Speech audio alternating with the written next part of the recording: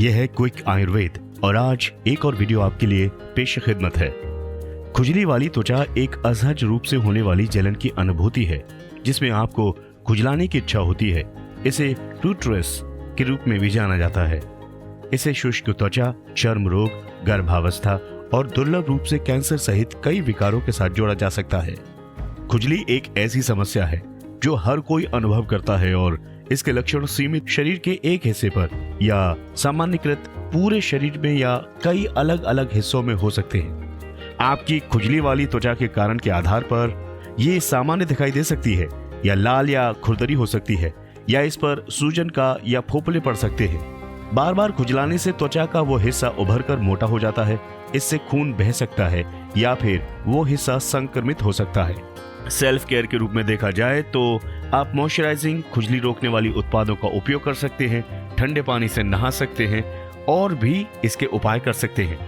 यदि आप सूजी हुई लाल त्वचा या खुजली वाले हिस्से में कुछ अन्य आकस्मिक परिवर्तन नहीं देखते हैं तो सूखी त्वचा यानी कि ड्राई स्किन एक संभावित कारण हो सकता है। शुष्क त्वचा यानी कि ड्राई स्किन आमतौर पर ज्यादा एज या पर्यावरण में एकदम से बदलाव या एयर कंडीशन में किसी प्रॉब्लम से हो जाती है। खुजली वाली त्वचा कई स्थितियों जैसे कि एक्जिमा जिसे हम हिंदी में त्वचा शोथ, सोराइसिस जिसे हम विचर्चिका, स्केबीज ये भी एक प्रकार का स्किन रोग ही है, चिकन पॉक्स, हाइव्स। खुजली आमतौर पर विशिष्ट हिस्सों को प्रभावित करती है और अन्य लक्षणों के साथ होती है जैसे कि त्वचा का लाल होना और जलन या सूजन और छाले होना। आंतरिक रोग के कारण भी खुजली हो सकती है। खुजली वाली त्वचा एक किसी बीमारी का लक्षण भी हो सकता है।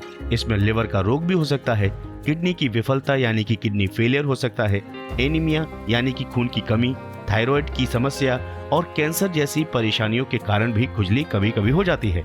खुजली आमतौर पर पूरे शरीर को प्रभावित करती है। बार बार खुजलाने वाले हिस्सों को छोड़कर बाकी त्वचा सामान्य दिख सकती है।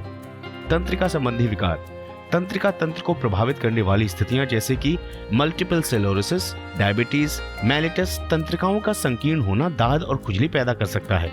जलन और एलर्जी, ऊन, रसायन, साबुन और अन्य पदार्थ त्वचा में जलन और खुजली उत्पन्न कर सकते हैं। कभी कभी दवाएं भी आपको खुजली कर सकती हैं। एंटीबायोटिक, एंटीफंगल दवाओं या नार्कोटिक दर्द की दवाओं में कभी कभी खुजली हो जाती है और इसके साइड इफेक्ट के कारण खुजली हो जाती है।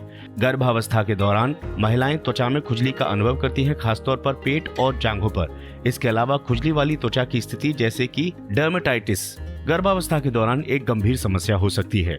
तो ये तो कुछ कारण है जिसके कारण खुजली हो सकती है, लेकिन अगर इनमें से सामान्य खुजली हो रही है ड्राइनेस के कारण या फिर किसी केमिकल के कारण या फिर अचानक से ऐसे थोड़ी देर के लिए खुजली हो जाती है, परेशान है, गंदगी, एलर्जी या फिर अन्य कारणों से होने वाली खुजली आपकी त्वचा को काफी नुकसान पहुंचाती है। कई बार शरीर में छोटी छोटी फुंसियां होने लगती हैं, उसे खुजलाने पर खून निकलने लगता है, ऐसी कई समस्याएं हो जाती हैं। आइए जानते हैं घरेलू उपाय जिनसे आप खुजली का घर पर इलाज कर सकते हैं। नीम की पत्तियों को उबालकर उस पानी से स्नान करने से शरीर और त्वचा में मौजूद कीटाणु समाप्त हो जाते हैं और खुजली होने की समस्या मिट जाती है। लहसुन की कुछ कलियां लेकर उसे सरसों के तेल में डालकर गर्म करें। जब वे कलियां पूरी तरह से जल जाएं, तो उस तेल को छानकर पूरे शरीर में इसकी मालिश करें। खुजली में जरूर लाभ मिलता है। तिल या फिर सरसों के तेल को गर्म करके ठंडा कीजिए। उसी तेल से की गई मालिश से खुजली ठीक हो जाती है। पारा और आंवला सार, गंधक की कजली, नीला थोथा, हल्दी, मेहंदी, तीवा, अजवाइन और मालकामनी को मिलाकर चूर्ण बना लें और घी के साथ पिघलाया हुआ मोम डालकर गाय के घी में 1 दिन तक घोटकर लगाने से खुजली ठीक हो जाती है। सरसों के तेल में आक के पत्तों का रस और हल्दी की लुगदी बनाकर डालें। इसे गर्म करके ठंडा करें और खुजली होने पर इसका इस्तेमाल करें। खुजली में राहत मिलेगी। सेंधा नमक, पवार के बीज, सरसों और पिपली को कांजी में महीन पीसकर खुजली वाले स्थान पर इसका लेप करने से खुजली ठीक हो जाती है। 3 ग्राम जीरा और 15 ग्राम सिंदूर को पीसकर सरसों के तेल में पकाएं। अब इस तैयार लेप को खुजली वाले स्थान पर लगाएं। इस लेप के प्रयोग से खुजली समाप्त हो जाती है। तो अगर आप खुजली की समस्या से परेशान हैं तो इस वीडियो से आपको निश्चित तौर पर हेल्प मिली होगी।